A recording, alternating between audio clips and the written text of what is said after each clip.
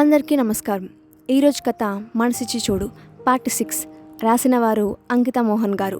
ఇక స్టోరీలోకి వెళ్తే, చెప్పు మధు, ఎందుకు ఇంత కంగారు పడుతున్నావు? బావా, నాకు ఈ పెళ్ళి అస్సలు ఇష్టం లేదు, దయచేసి ఈ పెళ్ళి ఆపు బావా అంది. ఏం మాట్లాడుతున్నావు మధు?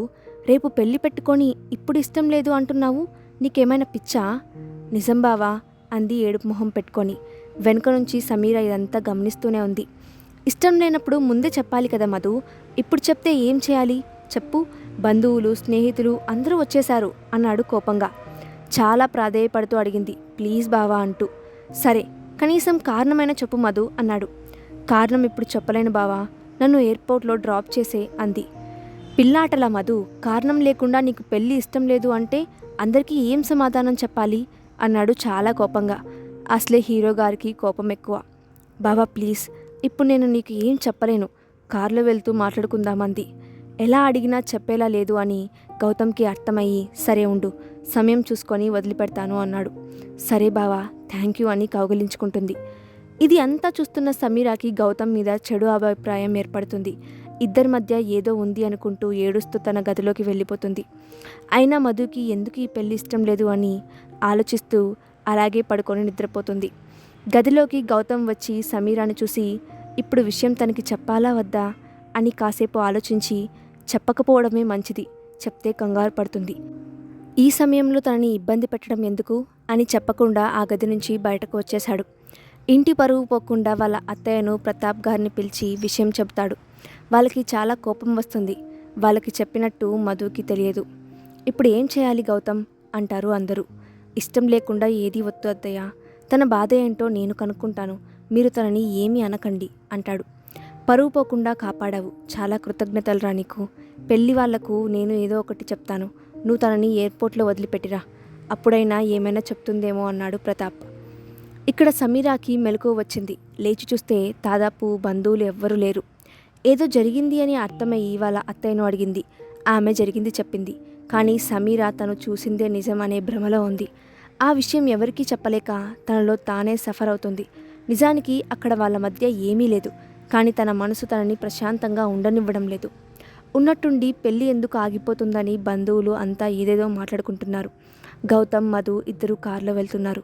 గౌతమ్కి ఇప్పటికీ ఏమీ అర్థం కావడం లేదు, మధు ఎందుకు ఇలా చేసింది అని. బావా, ఆకలి వేస్తుంది అంది కడుపు పట్టుకొని. సరే, మధ్యలో ఏదైనా హోటల్ వస్తే ఆపుతాను అన్నాడు. థ్యాంక్ యూ బావా అంది.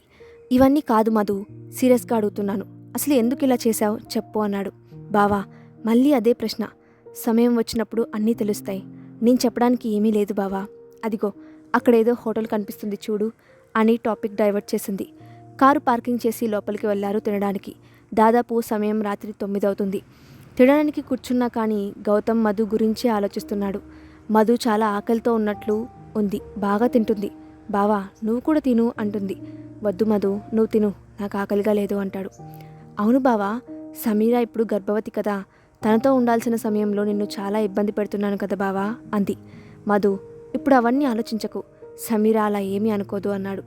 ఓకే, నువ్వు తింటూ ఉండు, నేను సమీరాకి కాల్ చేసి వస్తాను అన్నాడు. సరే బావా అంది. సమీరాకు ఎన్నిసార్లు ఫోన్ చేసినా కాల్ ఎత్తలేదు. ఏమైంది తనకి అనుకున్నాడు. వాళ్ళ అమ్మగారికి కాల్ చేసి సమీరాకి ఇవ్వమన్నాడు. నిద్రపోతుందిరా, ఏమైనా చెప్పిందా మధు అని అడిగింది.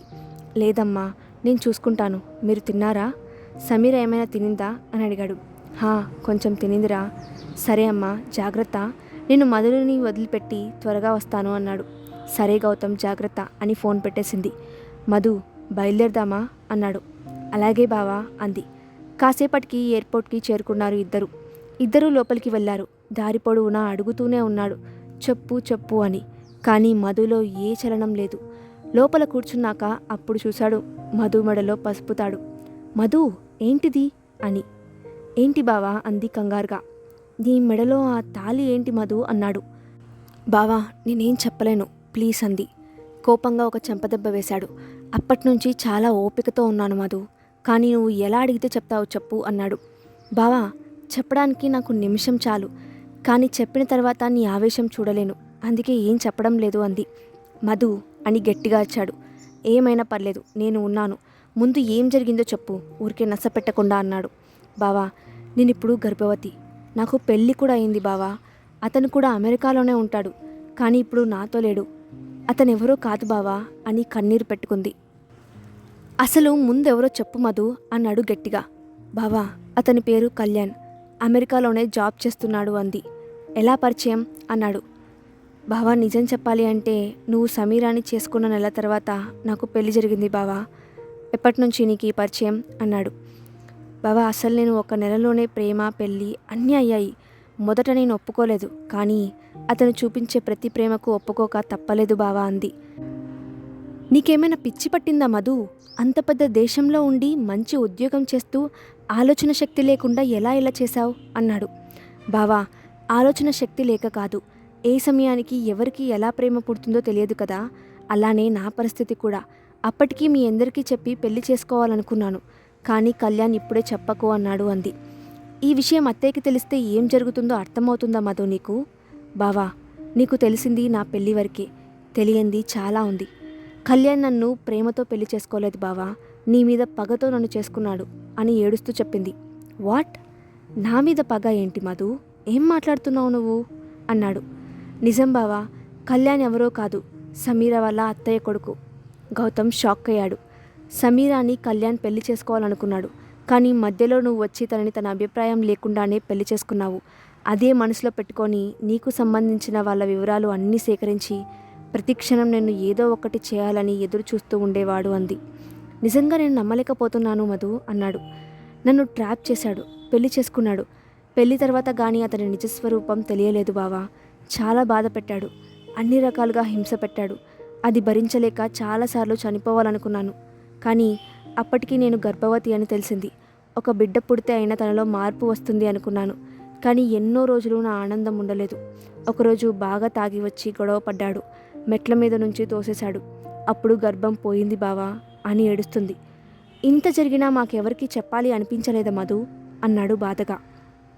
చాలాసార్లు అనిపించింది బావా, కానీ చెప్పి మిమ్మల్ని బాధ పెట్టడం ఇష్టం లేక ఉండిపోయాను. ఇప్పుడు ఎక్కడ ఉన్నాడు కళ్యాణ్? అక్కడే ఉన్నాడు బావా. రెండోసారి గర్భం అని తెలిసాక ఇంకక్కడ ఉండలేకపోయాను, అందుకే కళ్యాణ్కి తెలియకుండా వచ్చేసాను ఇండియాకి. నేను హైదరాబాద్ వచ్చి కూడా నెలపైన అవుతుంది బావా. ఫ్రెండ్ వాళ్ళ ఇంట్లో ఉంటున్నాను అంది. మరి ఇంటికి రావాలి అనిపించలేదా మధు? మేమెవరం లేము అనుకున్నావా?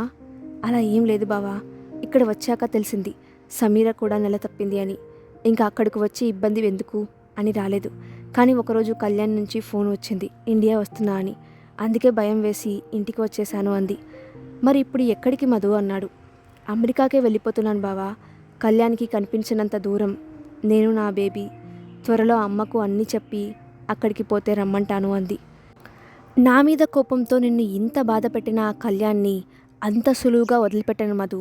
నువ్వు జాగ్రత్తగా ఉండు. త్వరలోనే అత్తయ్యను అమెరికాకి పంపిస్తాను అన్నాడు. థ్యాంక్ యూ బావా అంది. థ్యాంక్ యూ నువ్వు కాదు చెప్పాల్సిందే నేను. దానికంటే ముందు సో సారీ మధు, అంతా నా వల్లే, చాలా ఇబ్బందులు పడ్డావు అని కౌగిలించుకొని జాగ్రత్తగా ఉండు. అక్కడ ఏం అవసరం ఉన్నా ఒక్క ఫోన్ చేయి చాలు అన్నాడు. అలాగే బావా, సమీరాని జాగ్రత్తగా చూసుకో అని చెప్పి వెళ్ళిపోయింది మధు. ఎప్పుడు వెళ్ళాడు, ఇంతవరకు రాలేదు అని చాలా కోపంగా ఉంది సమీర. ఒక గంట తర్వాత గౌతమ్ ఇంటికి వచ్చాడు. చాలా డల్గా ఉండడం గమనించి, ఏమైందండి, మధు వెళ్ళిపోయినందుకు బాధపడుతున్నారా అంది వెటకారంగా. నేను అంతా చూశాను. అసలు ఏం జరుగుతుంది మీ మధ్య? నన్ను మోసం చేయాలని అనుకుంటున్నారా అంది ఆవేశంగా. సమీర, కాసేపు కామ్గా ఉంటావా? అయినా ఇంకా నిద్రపోకుండా ఏంటి నువ్వు అన్నాడు చాలా ప్రేమగా. నా నిద్ర సంగతి తర్వాత, ముందు మీరు చెప్పండి అంది. ఏం చెప్పాలి? ఇప్పుడు నాకు మాట్లాడే ఓపిక అస్సలు లేదు, పడుకో నువ్వు అన్నాడు. అవును, ఎందుకు ఓపిక ఉంటుందిలే, కొత్తగా వచ్చిన మరదలతో పెళ్ళి ఆపి మరీ షికారు కొట్టి వస్తే అంది. సమీరా అని గట్టిగా అరిచాడు. ఎందుకు అంత అరుపు అంది. చూడు, నీతో వాదించే అంత శక్తి నాకిప్పుడు లేదు. ఏదైనా ఉంటే రేపు మాట్లాడతాను, నాకు నిద్ర వస్తుంది, గుడ్ నైట్ అని చెప్పి కళ్ళు మూసుకున్నాడు.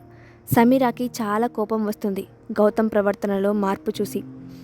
పాపం మధు ఇక్కడ ఎవరూ లేకుండా చాలా ఇబ్బంది పడుతూ ఉంటుంది. తనకి తన బావ ఉన్నాడు, ఏ కష్టం రాకుండా చూసుకోవడానికి అని ఇప్పుడు తెలియడం లేదు.